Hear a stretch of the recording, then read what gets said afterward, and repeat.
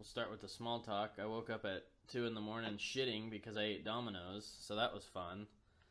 Hey Domino's, if you want to sponsor the show for giving Levi the shits at 2 a.m., you can email us at heelsandquads@gmail.com. Now, if anybody didn't come here tonight to have a good time, please get the fuck out! Dance. Hard to even fucking focus on it. Like, I wanted to have a fucking puke bucket next to me and be like, oh my god, he's gonna puke. Because it was so fucking, this show was fucking awful. If you experience yellowing of the skin and diarrhea, chills, and a fever, you might be John Dice. Do you or someone you know suffer from mesothelioma? Have you or someone Or you know jaundice. died from mesothelioma? Contact us now. You may be entitled to a settlement. Hold on a second, Levi. I gotta tell you something. If you or a loved one have any issues, just call Tober Beetle and Musgrave. 1-800 Beetle and Musgrave. That's a long fucking phone number. You can text it too. I've got 17 too many numbers. You guys, I feel like you guys are an extension of Talking Shop. I want to just keep doing this interview. Like, how drunk am I going to be when I land in Las Vegas? Jesus Christ. Did you just turn into the fucking Cowardly Lion? Are we on the Yellow Brick Road? Jesus.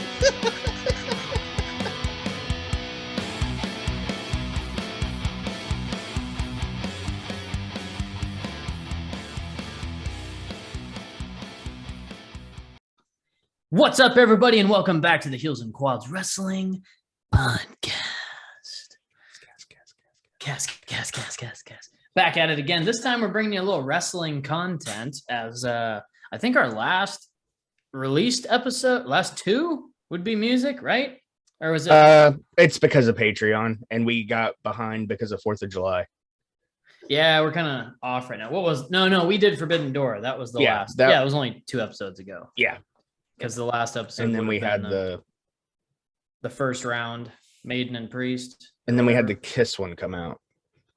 Okay, so both of those are out. Yeah, that's right. Right? I had just seen. Well, I guess we could have got our facts right before we started recording. I don't know where we're at. Honestly, there's a lot of episodes, man. I don't know. There's a lot of episodes out. I almost threw on the Curry 365 shirt. Did you know what the Curry 365? Okay, so the Iron Maiden, then Forbidden Door, then the Kiss show. Okay. Last week was the Kiss show was released because I was working on it on 4th of July. Okay, so people aren't dying for our content anyway, but those they are. are.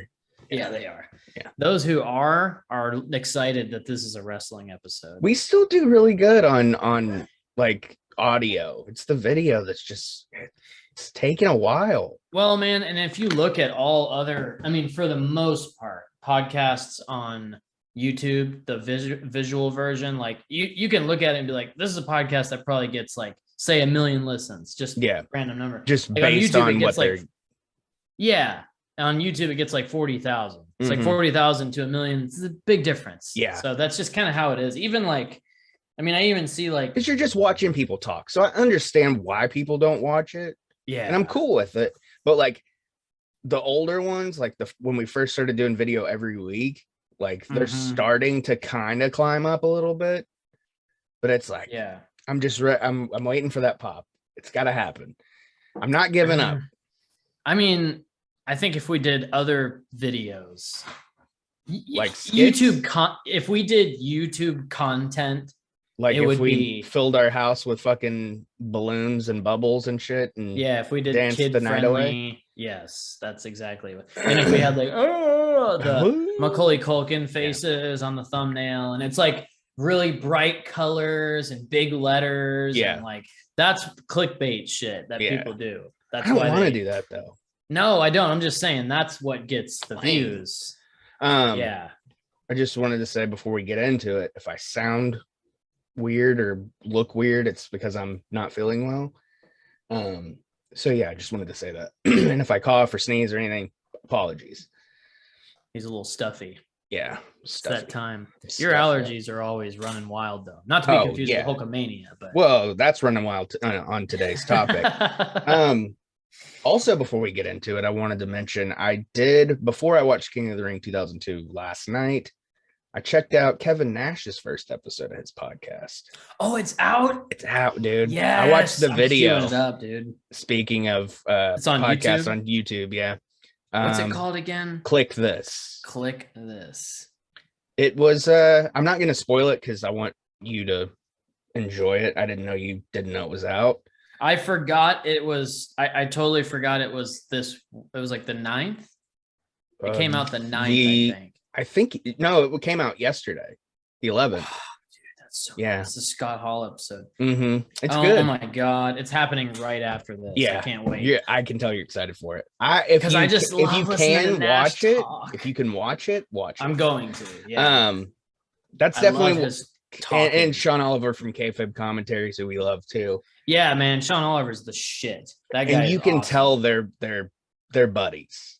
Because apparently Nash, I'll give this away because it's not like big news or anything. The episode's on Scott Hall, right? That's the first episode. Okay. But apparently Nash has been trying to get Sean Oliver to do this since like 2017. Oh, really? Yeah. So this was 5 years in the making. That man, Sean Oliver is like the guy who did like all these wrestling podcasts. Like they wouldn't exist without Sean Oliver. Yeah, because like Commentaries is kind of the OG, shoot interviews are what kind of opened the floodgates to because they're like 2000s, weren't they? Or am I? Is it That's all RF Video? Okay, RF Video was the original, but Kayfabe was the one that like made it blow up. Like it looks good, you know, because RF Video kind of looks like it was done in like a fucking warehouse or something. Well, some of the Kayfabe Commentaries look kind of like older. That's why I asked. Yeah. They're not like vibrant colors and bright letters and right. Yeah, but like stuff, you know? Later on they got better. Yeah, they're Sean Oliver's shit, man. And anytime something pops up on YouTube that's just like recommended and it's him and somebody, like I've probably already watched it, but I'll just watch it again. Just because, man, Sean Oliver's the shit. Dude. He's that's an excellent cool. interviewer though. For real. Man. He's good. I don't retract my statement that like wrestling podcasts wouldn't be what they are without Sean Oliver. And whoever can argue it, but like, dude, if you don't respect Sean Oliver, and that's kind of where like we got that idea from. Is like him and Nash chopping it up and corny. But yeah, so it's obviously the episode is on Scott Hall, but it's like they how they met everything. The first like 10-15 minutes is just them kind of vibing it up, and then they go into a couple of segments and like Nash talks a little political, which a little bit's wine? Not maybe he's got like an NWO Yeti, so you can't tell. He might be getting a little wine on, dude. Yeah, that's the best Nash. It's really good. Definitely check that out if you haven't yet. I know a few people that texted me and they're like, oh, it's really good. So maybe Nash should go in the Hogman wing because I think he's a Hogman, dude. Definitely. Because just the way he carries himself, like straight Hogman. There's a lot of cock talk on it too. Oh, really? On this episode? Yeah. I like cock talk. We're big fans. We're big fans of cock talk. Watching that podcast, I was like, if one of us was a wrestler, it would be the same show. Yeah. It reminded me a lot of our show. Okay. Cool, you can tell where we got our influences from. Yeah, I mean, everybody that's listened for a long time knows, but and Nash is, the podcast is kind of named after him. Yeah, exactly. Yeah. In a loving way. Yeah. Yeah. Blown. And Triple H, he's in there. Yeah, he's a part mostly of it. Nash. Uncle Paul, Uncle Kev, Big Kev. Uncle Paul, Big Kev, Papa Scott. Man, rest in peace, Scott Hall. I'm never gonna be able to accept the fact that he's no longer with us. It gets a little rough at the end. Yeah, I imagine. It's the first time he's talked about it, really. So it had to happen. Yeah. I'm sure after doing that, though, I bet he feels like cleansed a little bit, You know what the best part about that podcast is it's him and Sean Oliver, and it's not on a certain network of podcasts. Well, technically it is. Oh, is it in that little? Yeah. Whatever. But he's him and Sean Oliver. Yeah, he's not on it. He's not hosting it. Well, I wouldn't have been able to listen to it. I'll give it that too. So I've been listening to the Mick Foley one a little bit. Mm-hmm. I like the Mick Foley one. Foley talks a lot about everything. So like the episodes are like 3 hours. So it gets me through my day. Right. But man, I like the Jeff Jarrett one. I like the Foley one. I've Bischoff been I haven't listened listening to the Regal to in a one. while. I like the Regal one a I lot. still haven't listened. Is that on there? Is that part of that? Okay. So but it's it's not him. So. Right. And the Matt Hardy one I like. Yeah. John Alba gets like dead voice every now and then where he's like, yeah. And then the Road Dogg one, the guy who hosts with him is a little over the top, but I watched again, it's Road Dogg. Like the first half hour of the first episode, and I was like, I can't do this co-host. Yeah. And not that we're not like over the top, but we are a little like, but we get excited about shit. Yeah. And I'm sure if we were co-hosting with somebody like Road Dogg, we'd probably be a little more animated. Probably. But I mean, sometimes we just fall flat and stay. I mean, I'm open. I'm open to doing it. If they call me, sure, I'll answer the call. Hey, if we had a wrestler that would like to podcast with us, I'd put a lot more energy into it. And I mean that as in like, not that I don't put energy into this, I guess. I know what you mean. Don't, but like it would be like, oh it's shit, let me finish my job and then let me work on this. Yeah. Like dedicate time to that. But it's fun work. Yeah, because you're like doing shit with your heroes, Yeah. So that's I don't know. And then watching today's topic is King of the Ring 2002. You click the title, so you know that. But watching it, there were some people on it that I was just like, man, like these are just my heroes, Like there's wrestlers that are just your heroes. And I did text you earlier, and I was like, this is a good show. It is a good show. Like I wanted to text you last night, but I watched it super late, and I was like, I'm not texting him at fucking 1:30 in the morning to tell him I enjoyed it. Little disclaimer. I mean, it probably wouldn't have woke me up, but I got you. I appreciate it. Yeah. A little disclaimer is like I watched a lot of it laying in bed with the volume down. I've seen it before. I don't think there's anything in commentary that like I need to talk about. But there's a couple of things that you picked up on. Put in my memory bank for the review. This is discussion, I guess. It's not really a review. It's one of my 2002 DVDs. That's a collection I'd like to have is 2002 because they're all kind of anything pre 03 like gets pretty tough to get because or it's just costs more. But I have Insurrection 02 and I have King of the Ring 02. And then I don't think they were distributed as much as the later on ones. And then once the network happened, it was just like nothing almost. Yeah. You got a few like Blu-rays maybe, and then they haven't put out a Blu-ray in forever. Now it's just DVDs again. And it's like I walk by them in Walmart and I'm like, why would I buy that? Yeah. And the only ones that I bought were like the unreleased matches. Like, I bought the Macho Man one. I still want the Shawn. Those are cool. Yeah, I can't find the Shawn one, and then I have the Hogan one. Hogan Still Rules or whatever. No, the unreleased collection. Or they're the same like artwork. So right. That's why. Yeah. I remember I bought WrestleMania X8 2002. I bought it for like $30 off eBay or something. Like it cost a little. And then Walmart put the WrestleMania collection out. It wasn't in that though. Yeah, I have most of them. And I think they were like $5 or $10. They were like, I think they were 10. Yeah, I have. I wanted to get those. I still have WrestleMania 3. They put out like a 2-disc. I remember that collection. I have that one. Yeah, that's a good one though. Yeah, because they had that at Hastings for a long time. I think I have 6. The one I don't have is Hogan and Sid. I don't have that WrestleMania. Oh, 8. Yeah, so I have 6, 7, Hogan, 9, Sid, 10. Macho, Flair. Yeah, the only one I'm missing from 6 through 15 is that one. And I don't have 1 through 5. I don't know why I didn't buy those. I think it was just by the time I got We've done that one before. Yeah, that is a good I'd like to. I want to do 4 at some point. I really want to do 4. I love WrestleMania. I've been open to that. Yeah, man. We got to look at like timelines and anniversaries and shit.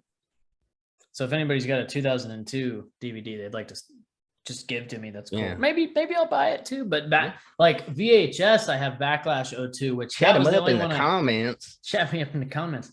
That's the only one I bought like pre-DVD or sorry, post-DVD and Blu-ray era was Backlash 02 on VHS. And then I have what else? I have Survivor Series 02. I think that's it for 02 on as far as my collection goes. I want more of them. I need to get my VHSs for my mom.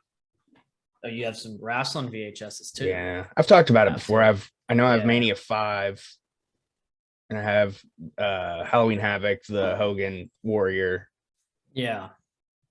And I mean, I have quite a bit of VHSs. I would say. I remember I used to. Do you remember the WrestleMania before 13?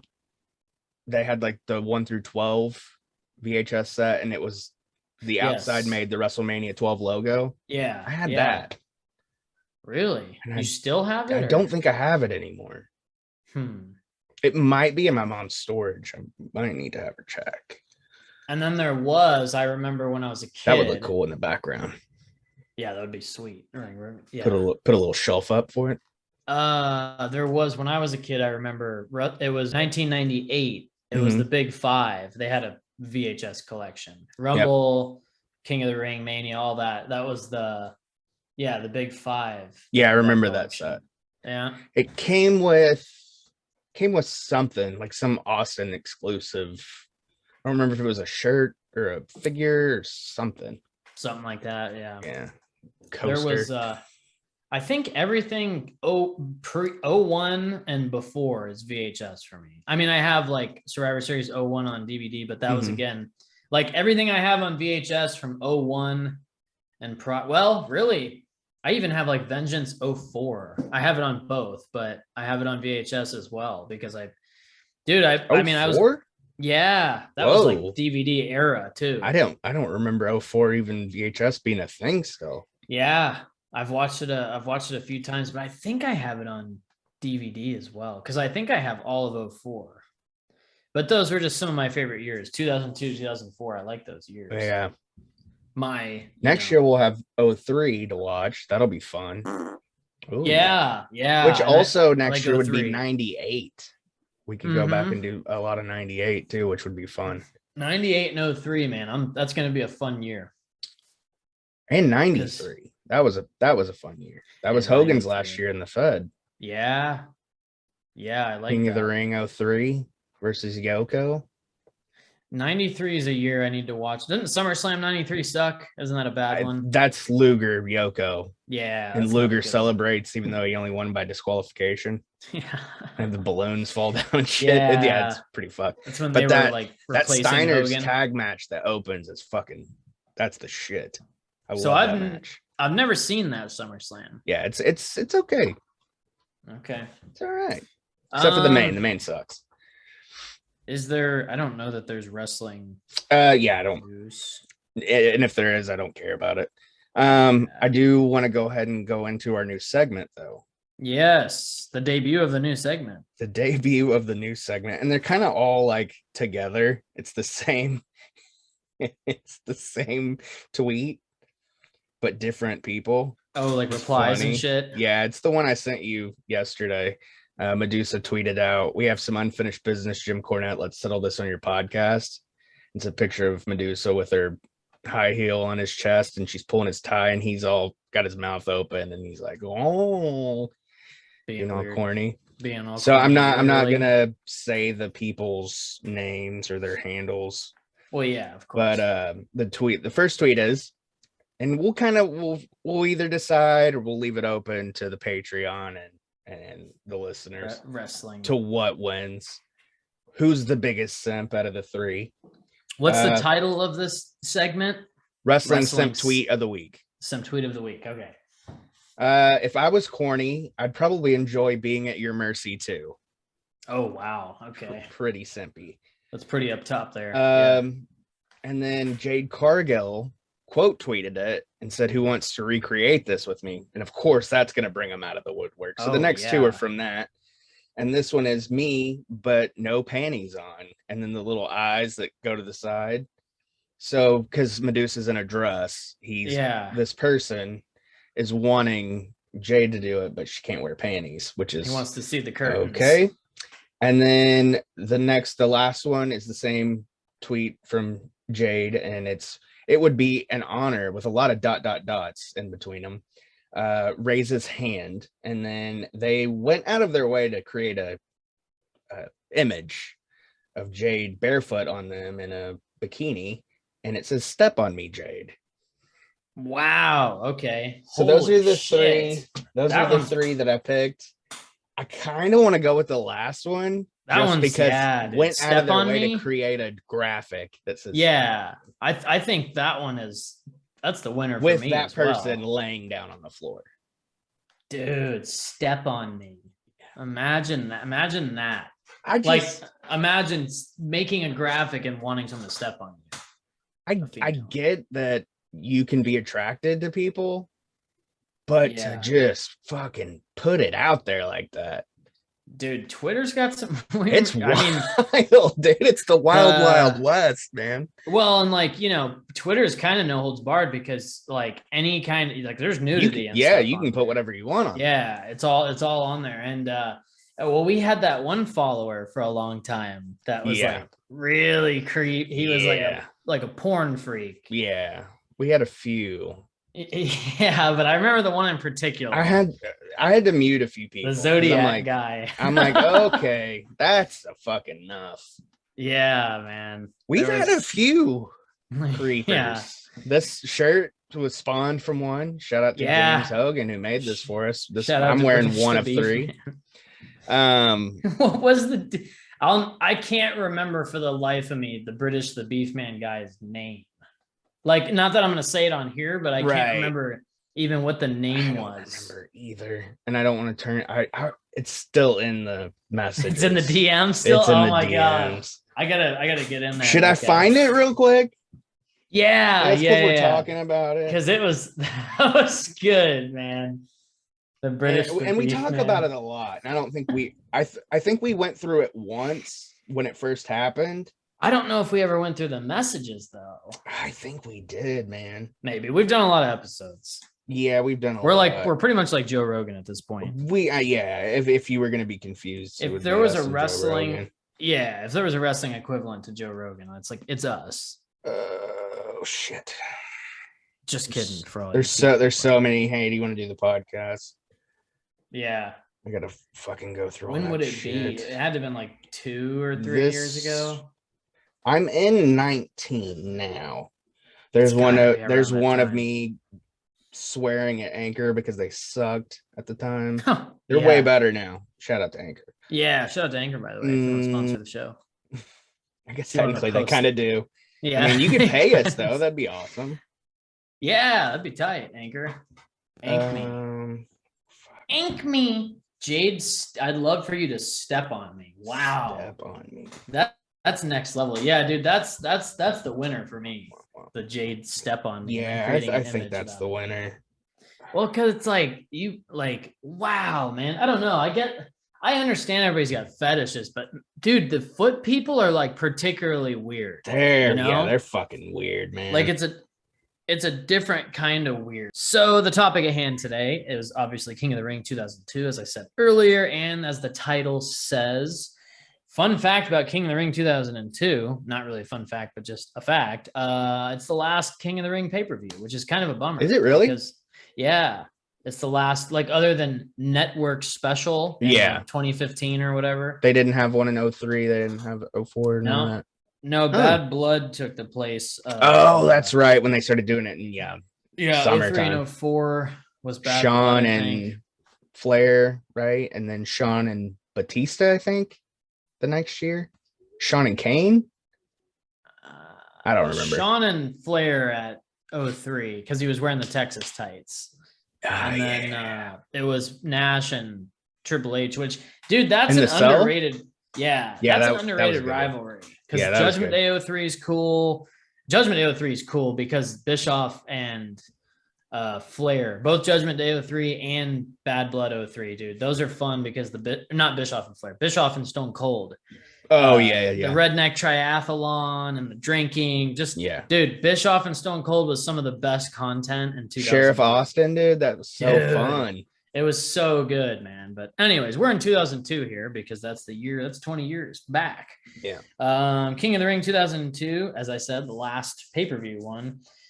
Raw and SmackDown. There was Mhm. June 23rd, 2002 in Columbus, Ohio at the Nationwide Arena, 14,198 in attendance. And it says the buy rate was 320,000. Not bad.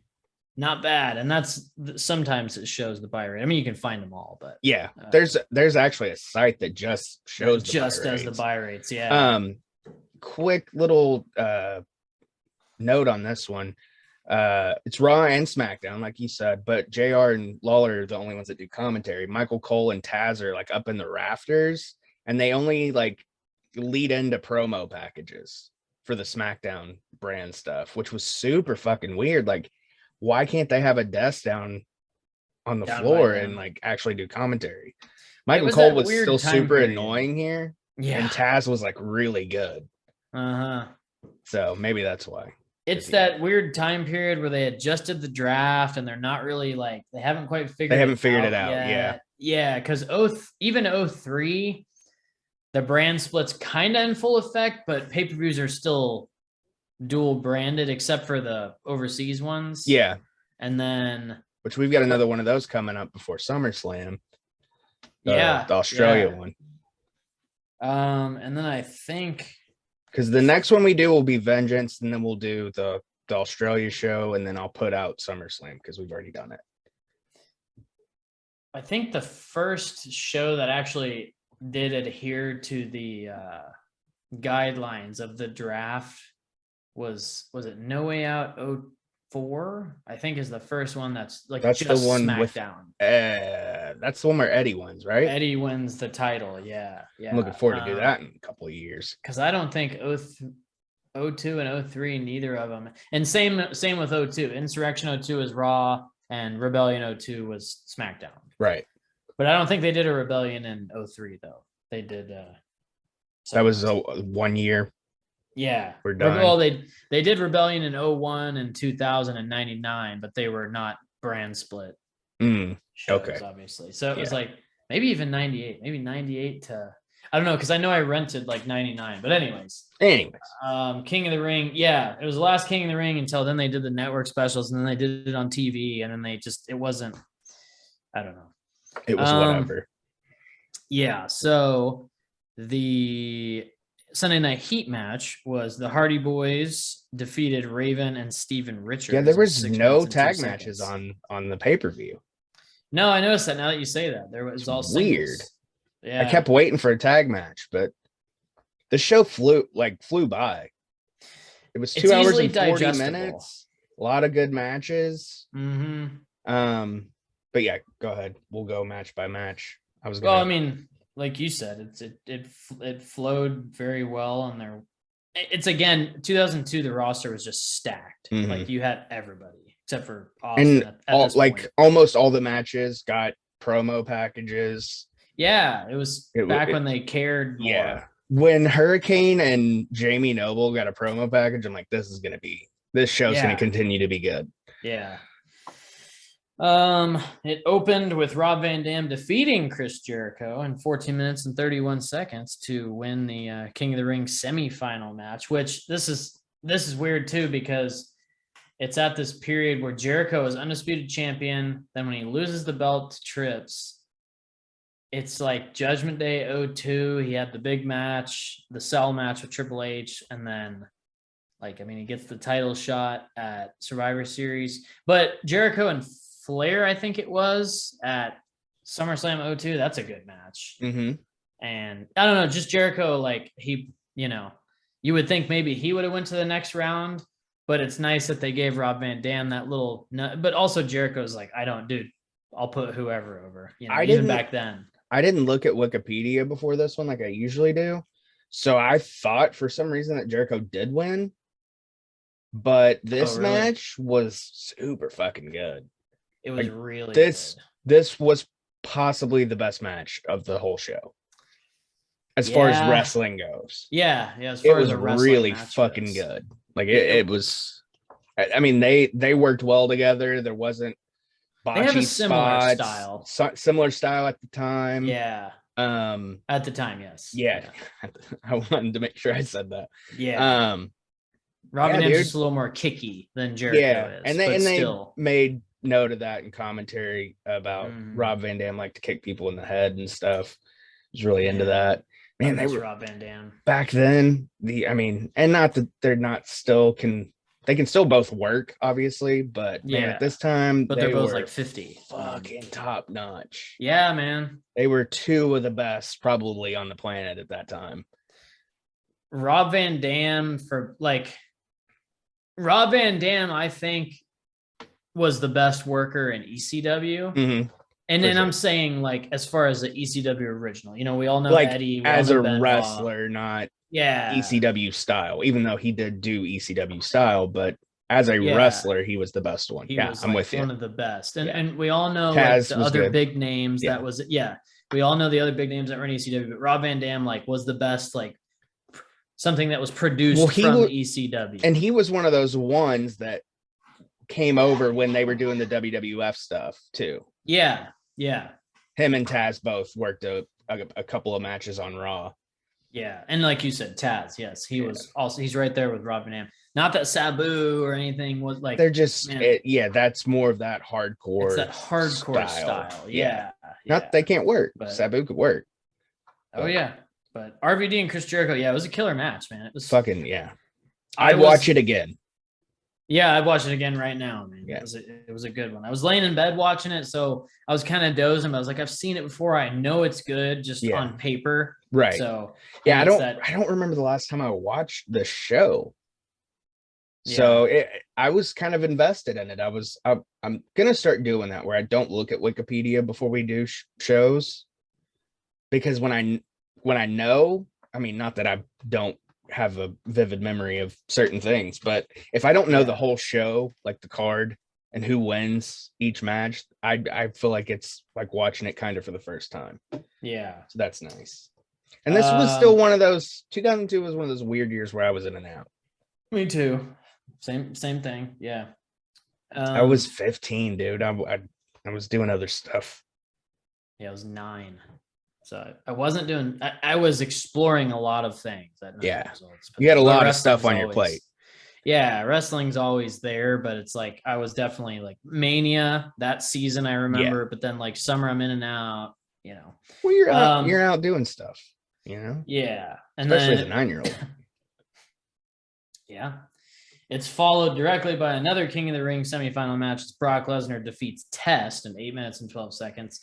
This one, actually, dude, I don't even think I saw this match. So. Do you know what, though? I did. And surprisingly, it wasn't awful. No. I was kind of impressed with Test a little bit. I'm wondering why I didn't see it. This seems like, because SummerSlam he wrestles Taker, right? Test, yeah. No, too? Yeah. I feel like he was getting a little bit of a push here. Obviously Brock's taking the win because he's the next big thing that we heard 75 million times. I love Paul Heyman, but it was fucking it was annoying. Even they were getting annoyed on commentary. And at the main event, like when he comes over and helps out with commentary, Lawler's like, "Okay, we get it. Shut up." Yeah. Like that was kind of like the cue of like, chill the fuck out. Okay, we get it. Overkill. Yeah. Nobody likes this. But shout out to fucking promoting SummerSlam. Yeah, man. He really did. Like SummerSlam was going to be a big deal, and it was. We know. Is this the SummerSlam where Brock does the commercial where he does the F5 to the shark? Was it this one? I think it is, right? I think it's probably. I think we talked about it when we did that. Yeah. There's a good chance we did. Yeah. There's a good chance we did. Yeah. Brock looks like a baby here too. It's weird. Man, but he worked like he wrestled. It was like a wrestling match, not now. Like I know now. How long was the time on this one?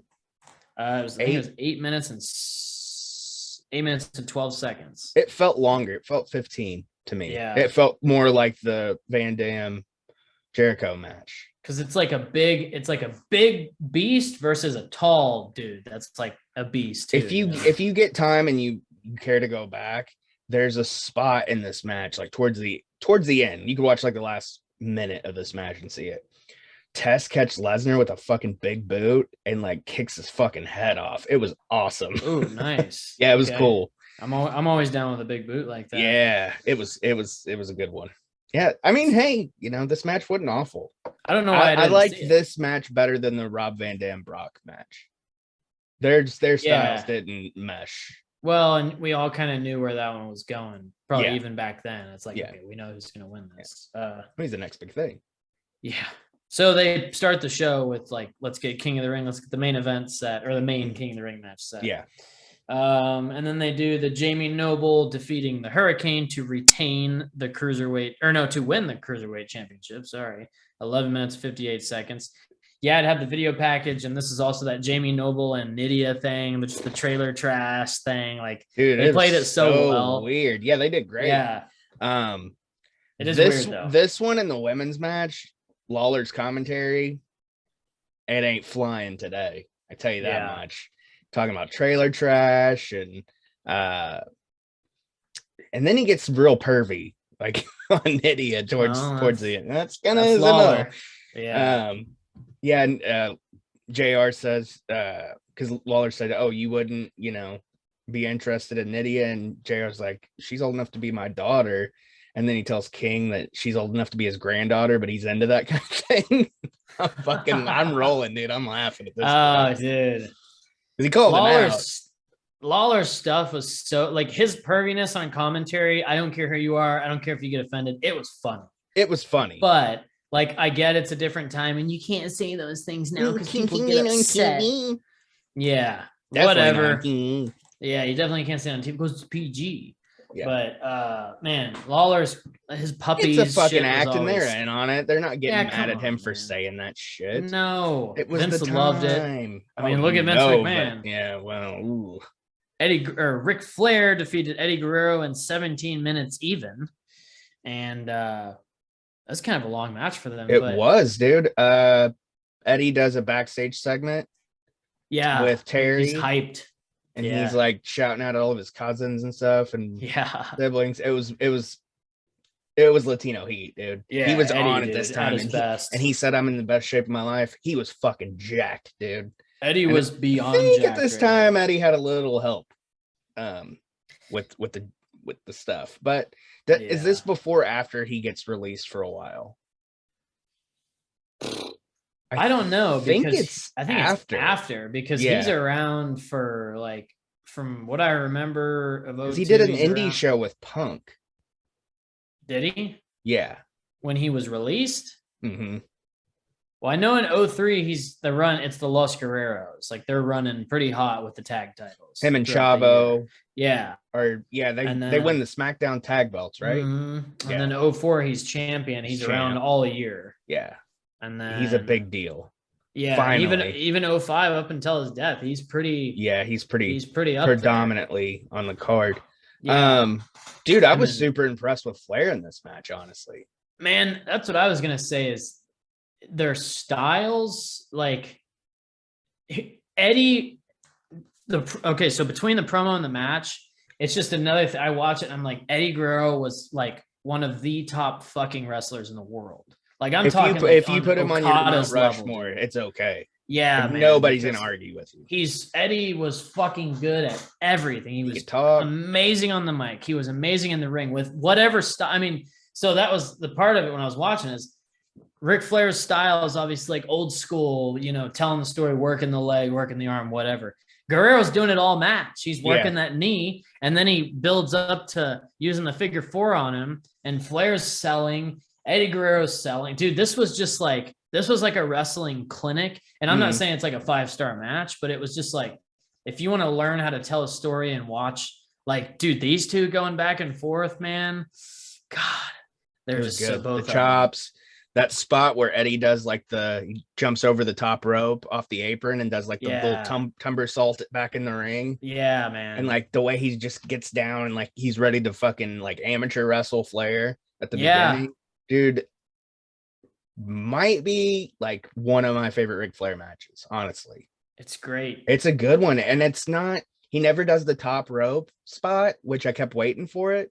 Yeah. He does the flop. He like makes Eddie go outside over the top.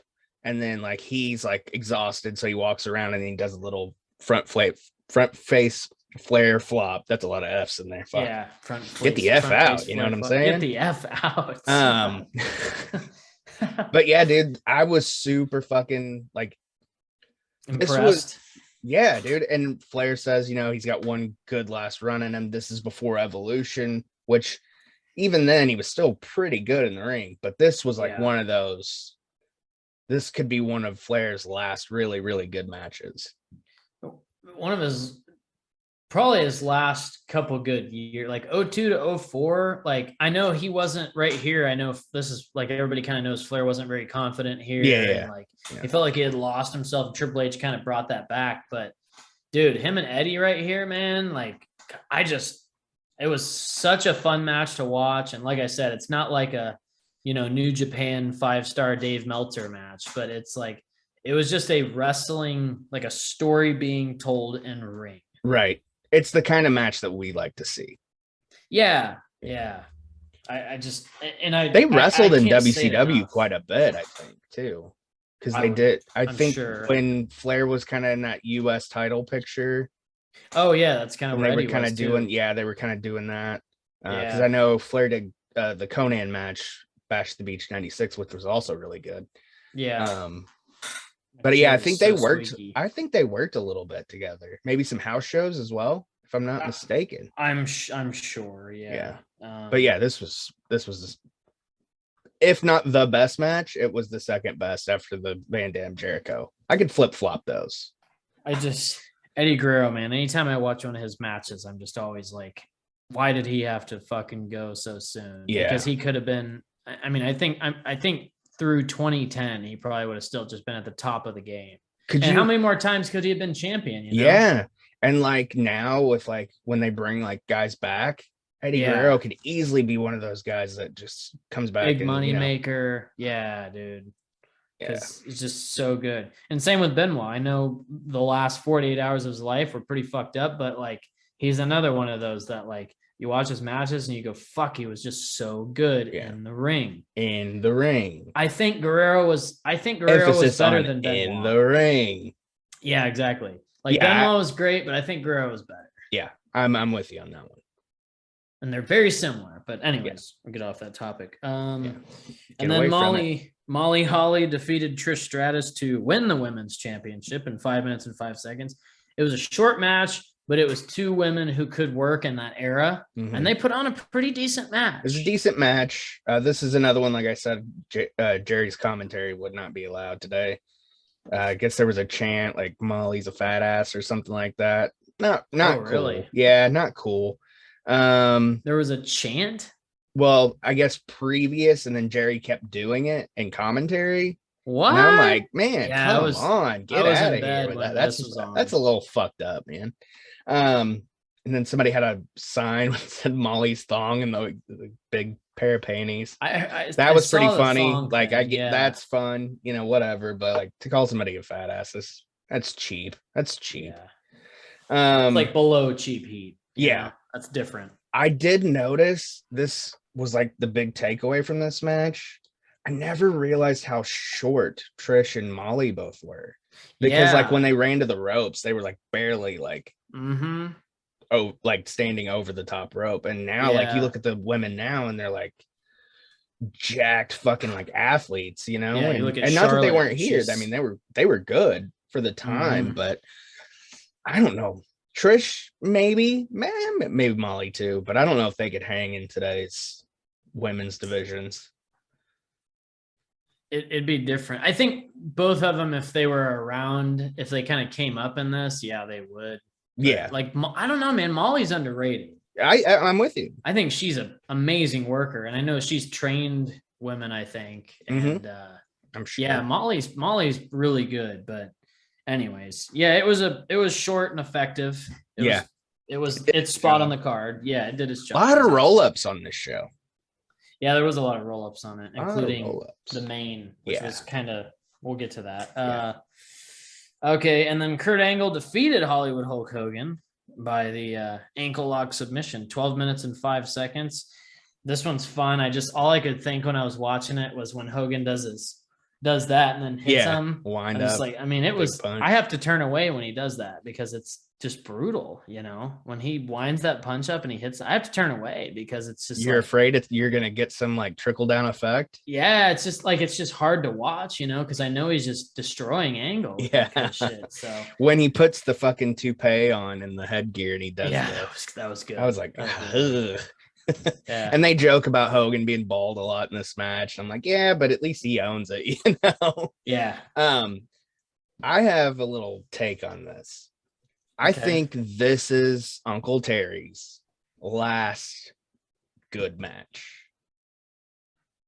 Now, him and Vince in 03 at Mania, it's great, but it's not. It's not a wrestling match.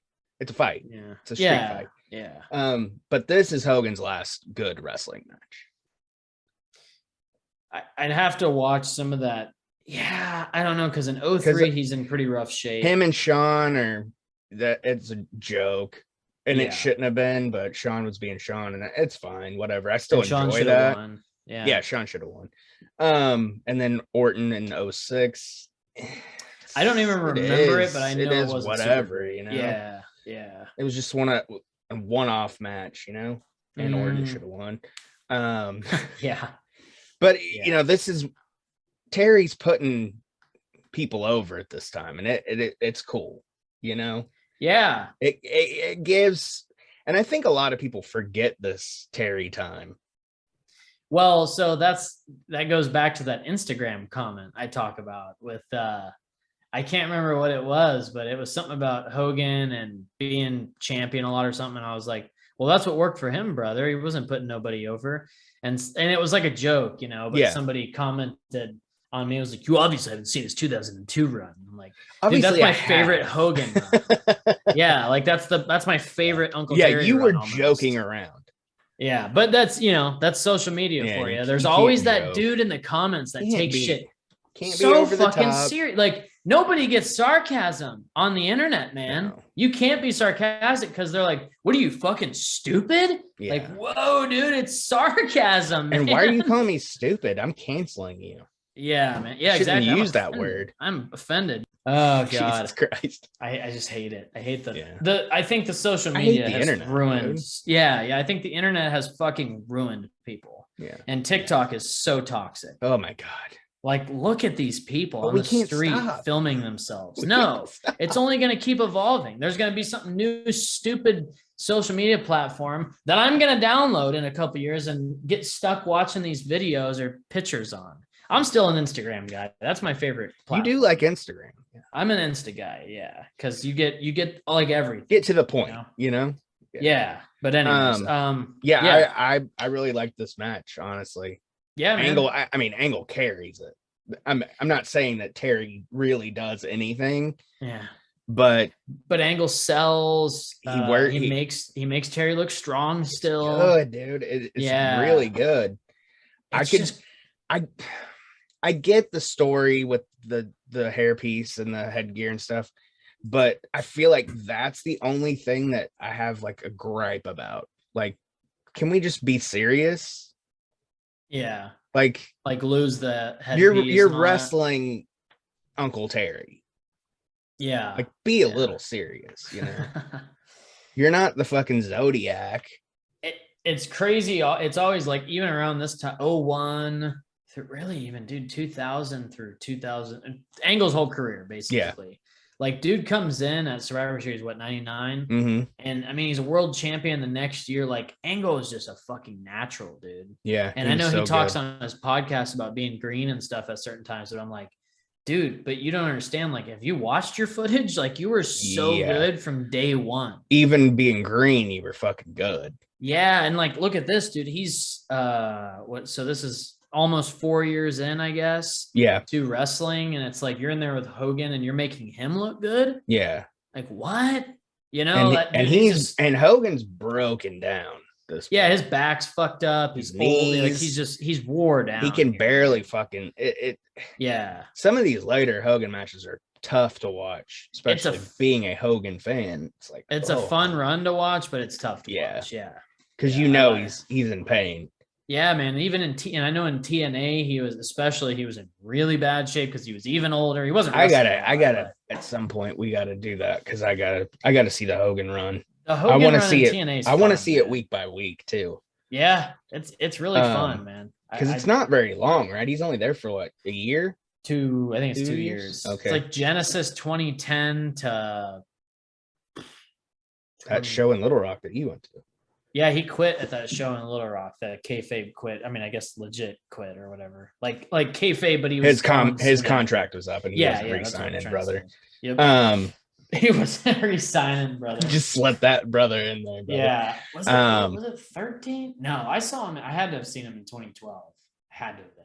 Yeah, it was. It was 2012. No, was it 2012? It was January, right?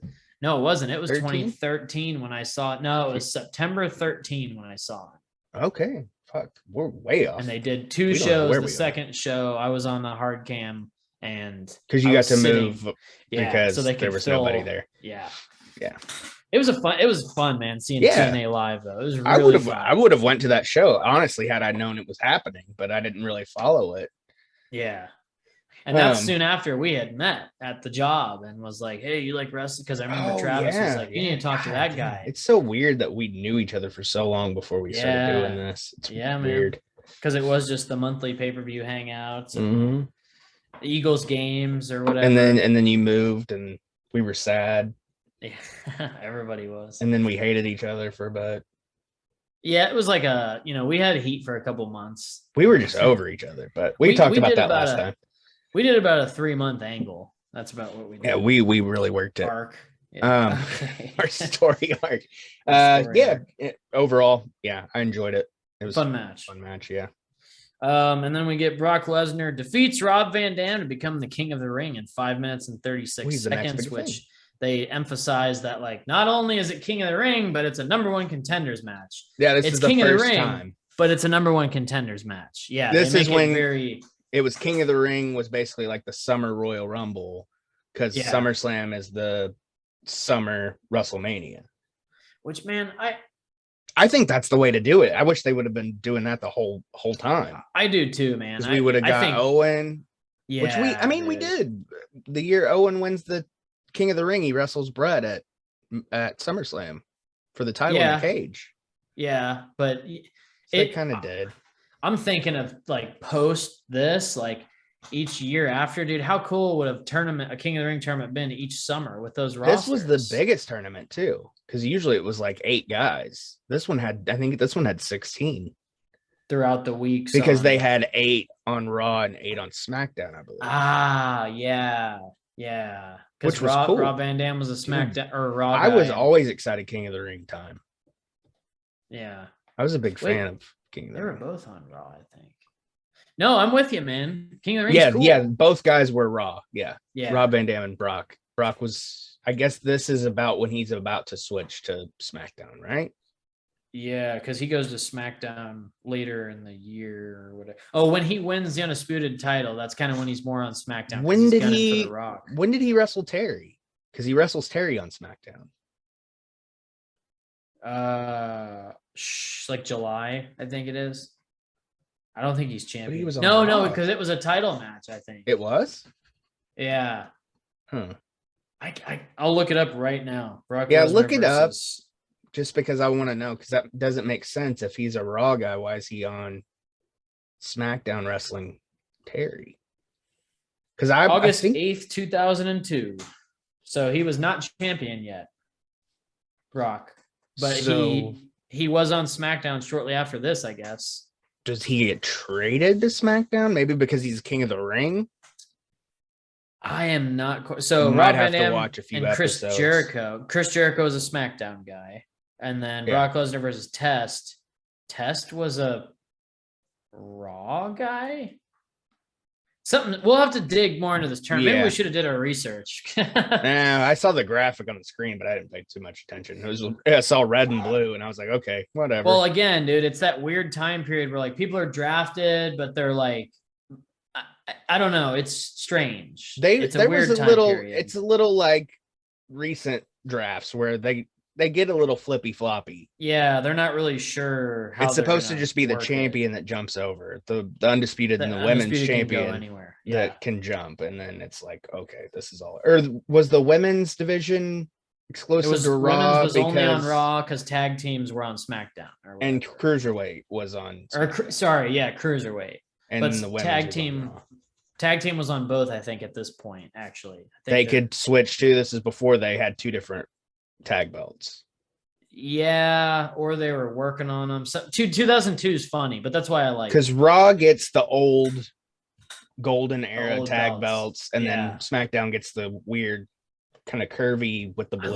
I love those blue ones though, man. I like the love old those ones. belts. Well, yeah, I love the old ones, but the blue ones are everything. They blue, I look just cool. liked. Yeah, you're SmackDown guy. Okay, yeah. Brock Lesnar beats Rob Van Dam. Rob gets a little bit of offense, but it's mostly like, let's make Brock look like the next big thing, because he is. Yeah, and he's gonna be the number one contender. Was the Rock segment before this match, or was it before the main, where he's backstage with Booker and Goldust, with Goldust pretending to be the I'm Rock? glad you brought that up, because I would have forgot. That was so good. That was one of the best segments, dude. I've seen in a long Stop touching yourself, man. What are you doing? What? Stop rubbing. Stop rubbing Stop. yourself. Nobody wants to see that. Take my shirt off. Actually, leave it on. Did you pay for that? Like, did you pay for that? And he's like, yes. He's like, okay. Good. Yeah, dude. Yeah, that was a great segment. Booker T and Goldust, man, was just like, this is one of my favorite Goldust. Obviously, mid 90s Goldust, like 96 to 96, 97 Goldust is probably my favorite. Like the OG Goldust run. Really good. Yeah, especially 96. Yeah. But that he comes in late 95, I think. Right? Yeah, something like that. Or the vignettes air, and then he wrestles Razor at Rumble 96. Yeah, right? Yeah. Or was it Rumble 95? I don't know. I guess we gotta look it up. Fuck, man. We're just fucked today, man. Fucked. Well, I can't think. I've got hot flashes. I think my brain's just fried at this point. So Royal Rumble. No, because it's 96, because 95 is Brett Jeff and Razor, Jarrett, right? And Razor. Jarrett and Razor. Yeah, I'm on Rumble 95. Yeah, because 90. God damn it. Jeff Jarrett defeated Razor 95. Yeah. So yeah, 96. So 96 was. I think his vignettes start airing like around Survivor Series of 95. Yeah, Goldust won the Intercontinental title at 96. That's pretty cool. Anyways, yeah, dude.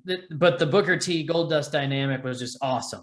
2002. We've talked about it on a lot of these episodes, the 02 ones. Yeah, it was funny. Funny every time.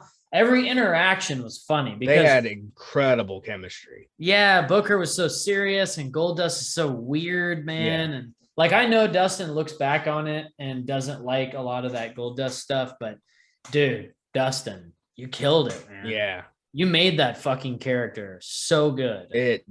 I was never a fan of like the Gimp Goldust with the weird gag ball and Luna. He was the artist formerly known as at that point. Yeah. And then he had a weird run where he was like, he painted like half of his face or whatever. And then that was strange, which he's back to doing that now. Yeah. Now I'm fine with it, whatever. But because now he's just Dustin. Yeah, he does wrestles. He can't be Goldust. Yeah, but this run is super. I like a good backstage comedy segment. Yeah, man. One that's actually funny, not corny wrestling. PG Don't shit. take it fucking seriously. Come on.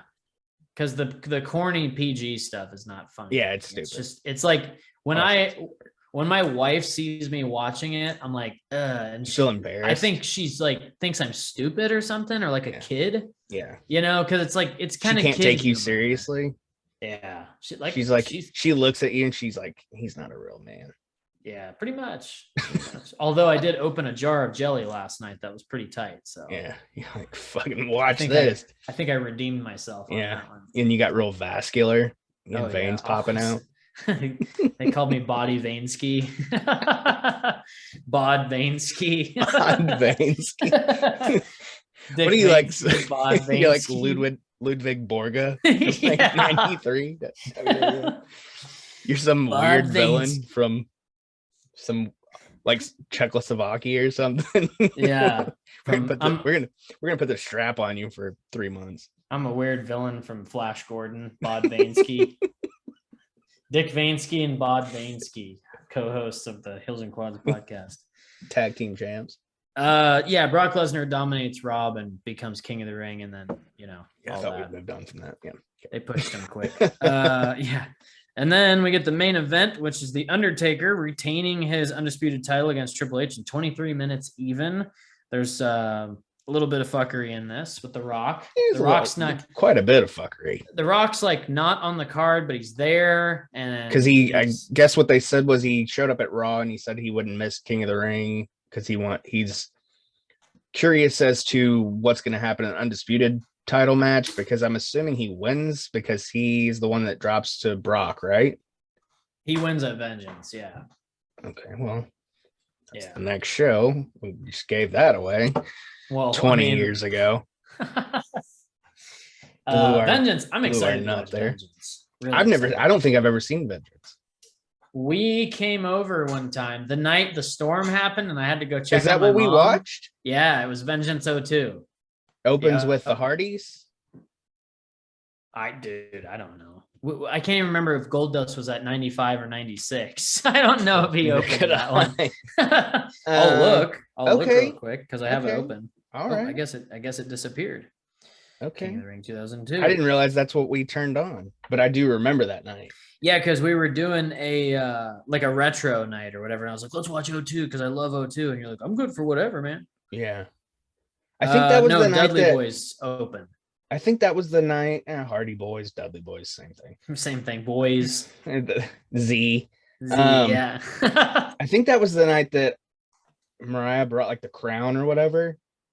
Might have been. I think that was it. Probably. I always try to remember what night that was, because I just remember like liquor being in the house. It was weird.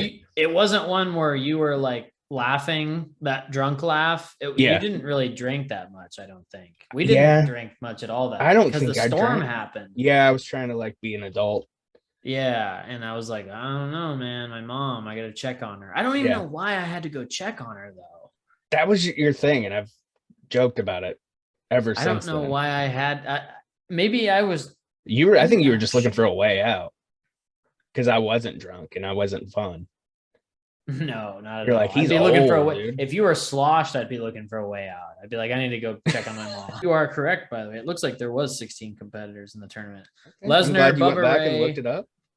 It's on the Wikipedia page. Yeah, when you see Lesnar and Bubba as the first round, you know what's going down. Yeah, they had Lesnar, Bubba. At Booker this time, T. this is well before his TNA title run. Yeah. Lesnar, Bubba, Booker T, William Regal, Hardcore Holly, Tajiri, the Hurricane Test, Jericho, Edge, Christian, the Big Valboski at that time. He wasn't Val Venus. I noticed that on the screen. X-Pac, Goldust, Eddie Guerrero, Rob Van Dam. So let me look at that actually, because I want to see. Was it SmackDown and Raw? Yeah. Test was SmackDown. Lesnar was Raw. Rob Van Dam was Raw. Which is why it happened the way it happened. Yeah, that's why the semifinals was Raw versus SmackDown. That makes that's what I was thinking. I was like, one of them has to be SmackDown. So, anyways, that was the bracket. But so the main event, Undertaker defeated Triple H to retain. The Rock's out there. He fucking Taker big boots the shit out of the Rock on commentary. We missed something. Oh. Before the match, when Triple H is walking through the door, he's got some buddies waiting for him. Sean and NWO Sean. This is summer NWO Sean. Yeah. Nash, X-Pac, Big Show. And they're all group hug. And Nash goes, "Hey, if you need us, throw it up. We'll be there." I was like, man, Nash is cool as fuck. Nash is cool, man. So cool, man. Yeah. I would love to drink like 3 bottles of wine with Kevin Nash. I would drink. Yeah. I would drink one and let him. Yeah. I mean, if Nash tells you to keep going, you keep going. Yeah. I mean, he's gonna big league you. Oh, well, yeah, he's gonna big boot me and then fucking jackknife me if I don't. Sidewalk slam. Yeah. Elbows in the corner. Yeah. So this match, actually, fun fact, I watched it this was the one bit I hadn't seen yet today. I was caught up. I was up to the pre-main, but I watched it, I think in Game Exchange parking lot in Bentonville on Daily Motion today at lunch. So that was when I watched this match. But shout out to Game Exchange parking shout out lot to Game Exchange in Bentonville as well as Daily Motion. Yeah. And I don't know, man. I got this vibe when I was watching this match, maybe because this was kind of like my childhood, but I was like, I don't know. It just reminds me of like that big match feel when I was a kid and like who's going to win. And Triple H was the Undertaker and then the Rock's there. I was like, and I missed when I was a kid when wrestling was what it was. I miss 02. I miss 03. Yeah. I wonder if kids have that same feeling today. Dude, I think of it all the time. You know what I mean? Yeah. Like I get it. Like Kyler, now he's out again, but even for a while, AEW, like he got super excited for Mox. Yeah. But like, it wasn't like, cause like at his age, I was, Stone Cold was huge. Yeah. Yeah. And I just remember being really fucking into it. Mm-hmm. And like the day after Raw, like me and my brother would sit there and we'd like quote what happened the night before. Yeah, dude. Stuff like that. Like sitting, eating cereal together. Everybody at school watched wrestling. Everybody so I'd go to talked school about it. Yeah. Tuesday morning, I'd be like, oh my God, did you see Goldberg or whatever? Or like whatever big happened on either show. Because we would watch one and tape the other. Usually we'd watch Raw and tape Nitro. If something You'd big watch was the happening, first hour of Nitro usually because it's 7 to 8. You could watch that. And then I had to go to bed. Yeah. And then my mom would usually tape. Actually, I think it was normally Raw that would be taped, but I know Nitro would get taped occasionally depending on what was happening. Yeah. But by the time I was watching Nitro, that was around the time of that last button on the remote too. That was fucking excellent. So if one went to commercial, you could flip over to the other. Back and forth, dude. Yeah. Yep. Consume all of it. And then even in like 04, I still have probably somewhere at my mom's house. They might be gone now, but at least like one, because we used to buy the blank tapes. Oh man. And I would always still sell them at Walmart. I saw them last time I was there. It was weird. I'll never forget like the next morning after Unforgiven. What was it? The Raw after Unforgiven 04 when Triple H got the belt back from Randy. I remember watching it the next morning on VHS, like it was recorded from Raw. Because that was I would still have to go to bed. 04 was a big year. I bought all the pay-per-views. 04 and 05, I bought all of them. Well, you were an adult at that point, right? Or at least old enough to have 17. money. Yeah, I mean, I had a job. A job. Yeah. I was paying for it. Yeah. Yeah. I usually would happen because I didn't have a bank account yet. I don't think. So I think I would give the money to my mom and she would let me use her card. Yeah. Or it would be on the bill, but she would have, the money. What did papes cost whenever they were split? Were they 50 still? I think they were. Wow. So even the brand split were 40. Maybe Mania was like 50 or 60. Because I remember WrestleMania 20. And I think that was the first one that was 50. Oh, I think really? I think the split ones were like 35, maybe. You would think they'd be like in your house cost or something. For a little bit, and then they went up to the full price. Yeah. I just remember No Way Out 05, JBL and Big Show in a cage. Yeah. And I remember like buying that one. Steel cage. And I was like, why am I buying that? Like I guess it was just because it was so close to, it was the one before Mania. So it's like, I have to watch this. Yeah. But I'm like, JBL and Big Show, it's not like they're going to put on a clinic. You know what I mean? No, but it's a barbed wire steel cage. And you're like, holy shit, barbed wire WWF or WWE at the time. Now, whatever it is. But yeah, this match, it was cool. The Rock having a part in it was cool. He misses Taker with the chair and hits Uncle Paul, and he's gushing. Yep. And then Taker, speaking of gushing, there in the Flair match, it looked like he had a little cut. He did have a little cut. Did you notice that? Yeah, he did. And it never opened up fully, but like, no. And it was like hard because the way his hair was flipped over, you couldn't really tell. It was definitely a cut, though. It was a previous blade job, or maybe he did it. It just opened up randomly. It didn't gig or something. I don't know, but I kept thinking, I was like, what the fuck happened to Flair here? Why is he bleeding? Chair shot was after that big boot from Undertaker, though. Yeah, he booted The Rock in the face, man. Yeah. That was a good one. And it was just so random. Yeah. And he's like laying on like the Spanish announce desk. Yeah. and then he's like down for a while. And then when he comes in the ring, it's timed like perfectly because the ref goes down and then you see The Rock raise up. The ref's down like half the match. Yeah, dude. Earl was down forever. This was the second. This is when Nick Patrick went down. Yeah, and then Patrick The Rock out, raises up. Like as soon as he goes out the ring, Rock raises up, and I'm like, damn, that was like beautifully timed. Starts whipping Taker. Rock bottom, and he's like doing that. Yeah, and Triple H. Well, because then he does it again after the match. So, and that's another thing I wanted to say about this match while I'm on the blowing all the wrestlers on the show, dude. Undertaker and Triple H are probably two of the best working punches in the business. Because Triple H's working punches, man, they're good. So fucking flawless. Especially at this time. Yeah. From here to seasoned, 05. So good. Dude, yeah. And Taker, he's got the gloves, so he's got the body shots and then also his head shots, their working punches are just amazing. I got a question for you. And I don't know how, like you said, you watched this in a Game Exchange parking lot in Bentonville. Yeah. Which I didn't know Game Exchanges were still around, honestly. Yeah, they're fun too. I like those. I went to them a lot when I was over there. Like PS2 games I want to buy still. Anyways, I used to buy my Sega games over there. Yeah. Do they still sell Sega games? Yeah, they'll be in the case usually. Oh, because now they're more expensive. Yeah. Well, they'll have a shelf with 64 and Sega and Super Nintendo that are like the not rare ones, and then they'll have like the more rare ones. Because when I bought them, they were like $2.99, $3.99, $4.99. Yeah, and they still pretty much are. Oh, okay, with inflation, so they're like $7 now. But because everything's more. Right, because it's What's the question? Okay, so Undertaker's hair here. Is it red and it just looks darker because it's wet, or is he dyed it black again?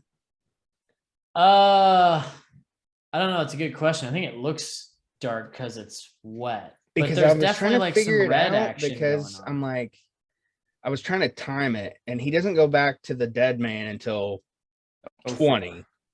Yeah, which would be 04. So that's a year and a half away, or almost 2 years away. He's badass from Judgment Day 2000 up until WrestleMania. Well, the build to WrestleMania 20. But you don't see him until WrestleMania. You don't see. When does he go away before he comes back as Survivor Series 03? He gets the last show. Yep. Oh, that's right. Okay. Kane, right? He helps bury him. Yes, but it's against Vince, right? Yeah. It's Vince or. Yeah, it's Vince. The match is Vince. Yep. Taker. But Kane helps Vince. Him. Yep. And that's why when he comes back and wants revenge against his brother. See what happened to that booking, man? Yeah. That's good booking. He buries him. He buries the badass alive. So he comes back as Kane the dead does man it.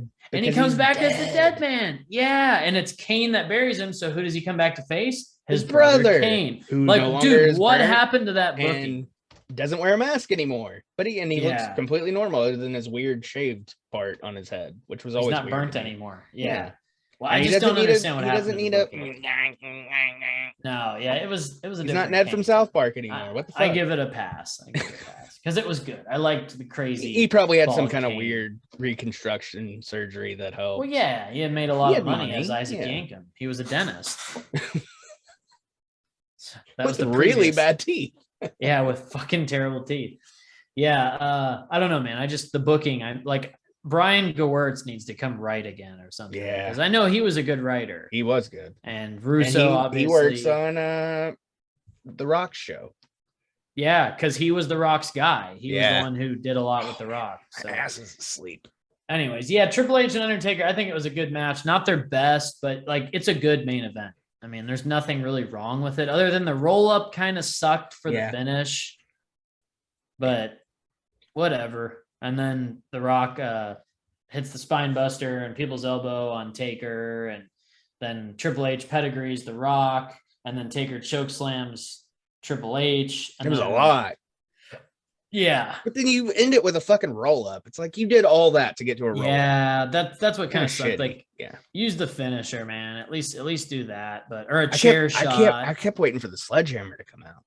I know. I'm surprised it didn't here, but Trips was kind of incapacitated during the refs bump. Yeah, throughout that's the half true. match. Yeah. Like he took what was it? Because it was more The Rock and Taker during the ref bumps. It was a catapult and a clothesline on Hebner, and Hebner was just down for the count. Oh, dude, and he sold the fuck out of it too. I was yeah, like, he was. I was thinking about it after the match was over. I was like, he was asleep. Yeah, he was down for so long. Yeah. He took a quick cat nap. As far as the count goes, he was down for it. If you were going to confuse it with something else, he's down for the count. Yeah. He wasn't going down to count. He was down for the count. He was down for for the count. Because it's for life. Yeah, dude. I think overall King of the Ring 02 is a pretty solid show. Like a good follower to Judgment Day. I think it's probably post, because you get Mania, then we got Backlash, Judgment Day. Yep. And we had the UK show. Yeah, which whatever. It's whatever. It's a house show. I think this is my favorite out of the three. And then I'll throw in Vengeance, and I'll try to decide which out of the summer papes I like the best. Man, because SummerSlam 02 is so good start to finish, I kind of want to do a revisited episode. We could do. Where we don't necessarily have to watch the whole, like if you don't want to watch the whole show, but like I want to revisit and watch those matches. Yeah, it's 20 years. Yeah. I just don't like doing a show we've already done. But yeah, we're better at what than we used to be. Maybe we can find some facts about it or something. I don't know. I mean, it's not concrete, but it's just like I'm gonna watch that one for sure. Fine. But Vengeance, I'm excited to watch Vengeance because it's one of those rare ones. It's an expensive DVD. I'm gonna watch it and enjoy it because the main event's a triple threat. Yeah, and like I said, I don't think I've ever seen it. And we didn't that night I was talking about, we didn't really watch it. We were just kind of bullshit and hanging out. So that's usually it was on in the background. But so another thing I was thinking before we close out, you said the kids. I wonder if the kids think about that like we do. Mm-hmm. Like, man, that was so good. I always wonder if kids are like, oh man, you know, when they get a little older, like Kyler or whatever, like, oh, 2015 WWE was so fun. I wish we could go back to that, you know, or like 2019 AEW was good. I wish we could get that back. Yeah. You know, I wonder if they get that feeling like, cause like they're 15 and 19 or whatever is our like 93 or 02 or like those nostalgic years, 94. Yeah. 95. I wonder if even like 2012, that's kind of because we got together, me and Amanda got together in 11, the end of 11. So 2012 was really his first year in wrestling. That's what I was going to ask. Did they watch? Well, no, he wouldn't have even known really before that anyway. If he was 4, he was watching. He watched before we watched you guys got together. No. Okay, that's what I was wondering. Yeah. She did, but he yeah, I knew she did. But she had kind of been out for a bit. Yeah. Because we took them, the first show we took them to was the summer of 12. Okay, house show. Yeah, Jonesboro or something. And, Springfield. Springfield. Yeah, because when we got there, that's when I had to tell them that it wasn't real, because Ziggler and Zack Ryder rode in together. Oh yeah, and they were yeah, and they were wrestling that night. So kind of right before the event, they found out. So that's another one. For no good reason, I have all of 2012 on DVD as well. I liked that. Was one of my last WWE years that I really liked. Yeah, I don't think it was terrible, and Punk was champion, so I enjoyed it. And I like TLC was big because Zach won the US belt. Yeah, and then the next night they did the thing on Raw where it's like him, Daniel Bryan, Cody, and Punk. Yeah, and then 13, kind of started. Like, I know the Shield for people is nostalgic. I never saw the Shield as like that amazing, but I know like as a modern day faction they were great. But I think that's blown up a little more. I think New Day is kind of that. Yeah, they've been around for a long time. And I think they're more influential than the Shield was. Yeah. Hot take. That's probably going to piss some people off. I mean, the Shield was, which I'm fine because it was if cool, you were blowing the Shield, but I get all three of them were main eventers. But I mean, The New But that's Day, I after mean, the that's fact. kind of where they've become. You know, Kofi won the belt, Yeah. Big E won the belt, Xavier Woods won the King of the Ring this last time. Could be a champion. Yeah. I don't think he ever will be because I don't think anybody would take it seriously because he's such a goofball. Yeah, he's not. I don't think he'll ever be champion. I think NXT, if they ever wanted to do that, Xavier Woods would win that. I'm just saying in the realm of WWE. Yeah. I think Xavier is a great worker. Yeah. But in the realm of WWE, he's not going to get to the top of the line. Like they're worried about Austin Theory, the new John Cena right now. Which, dude, you know what? I'm good with Austin Theory. Like, if it fucking gets the belts moving around a little bit, I'd love to see Theory as champion. I'm surprised Vince is so on board with him, honestly, because he's a smaller guy. I know, but he kind of looks like Cena, you know, and he's pretty built. Yeah, but he's not like tall, right? You know, so I don't know. We'll see where that goes. But he's Mr. Money in the Bank. Yeah, I didn't watch it, but I read about it after. Yeah, and then of course we got Brock and Roman at SummerSlam. Is it just to put Roman over again, or are we watching SummerSlam? I'm gonna kind of follow your lead on it, dude. I just hate that I don't want to, but I do because it's SummerSlam. Right. You know, that's the hard part. It's WWE though. I think we watch it. I think, yeah. I'm gonna at least watch the main. I will watch Brock and Roman just because for the chance like of those Brock big shows, getting the belt. You know? I know, man. I know. But Survivor Series sucks now. I can't. Survivor Series is awful. Unless they say we're doing all fucking tag matches, I'm not watching it. Survivor Series sucks. If they want to throw all tag matches on, I will watch it. But even if it's then, just a bunch of bullshit matches that I don't pay attention. I don't care. No, WWE is just not my thing anymore, man. I know people can enjoy it all they want, but professional wrestling to me is what I like. Yeah. Sports entertainment's cool. So there's some entertaining things. I still like what we're doing now with the old stuff. I like that better than any of the new stuff, honestly. Yeah. I mean, I like AEW. I like New Japan, but this is not what it once was, period. No, wrestling's never going to be as hot as it once was. It's just there's too many things for people to be into these days. Yeah. YouTube has taken over society. Yeah. I got to get ready for a Yankee game, speaking of things that I'm into. Yeah, let's take her home. Yeah. All right. Patreon.com. Yeah. Oh, yeah. Oh, wait. You can go ahead. You're right. Well, Vengeance 02 will be our July show. Yeah. Our wrestling, our classic review. And then in 2 weeks. And then what else is, we've got, I don't think there's any like papes that month that we got to watch, like modern. Sunday or G1. Monday, I'll put out the Dio Classic Clash. Okay. The album Clash out for everybody. That'll be the next one of those to come out. We got to figure out G1 coverage. Maybe we got to figure out Sunday or Monday when we're doing the Danzig one for Patreon. Yeah. Because I want to go back to the off weeks. That way we're not doing 2 shows. And I don't want to do the 2. No. I don't like too much. This is too much. Yeah. I've seen you too much this week. Yeah. It's too. I enjoy our time together, but I'm the occasional text throughout the week is enough. Yeah. So yeah, we'll put the Dio show out, and then the next week will be the wrestling. Will be the wrestling one, the Vengeance 02. Yeah. And then Patreon this weekend, we'll get the Danzig show. We'll figure that what day, because I can listen to those once and have Glenn Danzig. Devil on Highway 9. Yeah. Sign up for Patreon, patreon.com/Heels and Quads. Yeah. Get all this shit early. We just did Slayer, so you can listen to it right now. Yeah. It'll be out in a month for everybody, but if you want it now, get it now, because you need this content now. You don't want to wait.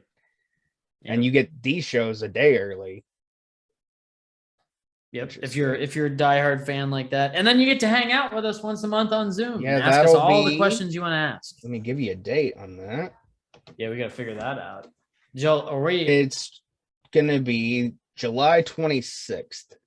It's the last Tuesday of every month. That's what okay. The last. I was trying to remember if it was the first week of the month or the last week. It's the last Tuesday of the month. That seems to be working out for us pretty well. We haven't had to cancel one yet, so that's nice. Yeah, so we'll see the Patreons on the last Tuesday of this month. Yeah, and so you've got plenty of time to sign up for that. Come hang out. We have a good time. I always say it. It's like $5. It's $5. This past one, we got a little weird, so it was a little more fun than the first couple. Yeah, the hangout. We were talking some interesting stuff. We were talking interesting topics that no holds barred, man. Definitely Patreon only. And it doesn't get recorded, so you can say whatever the fuck you want. Yeah, exactly. That's the best part. Nobody's on blast. No it's proof. all hot takes, man. Yeah. All hot takes. Yeah. So that's the episode. Hope you enjoyed. Thanks for listening. Become a Patreon, buy a shirt, prowrestlingtees.com/heels and quads. Use our coupon code. Listen to previous episodes. I don't want to say it again. Heels and quads in all caps. Hammer that baby home. Yeah. And then always be sure to tell your friends. Tell your enemies. We'll see you guys next time. Bye.